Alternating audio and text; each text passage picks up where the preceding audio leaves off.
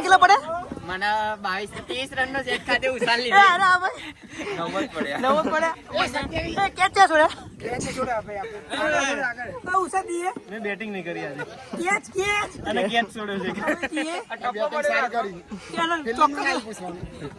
25 run ખાધા. હા ભાઈબંધમાં જોવા આને જોડે કેપ્ટન તમારે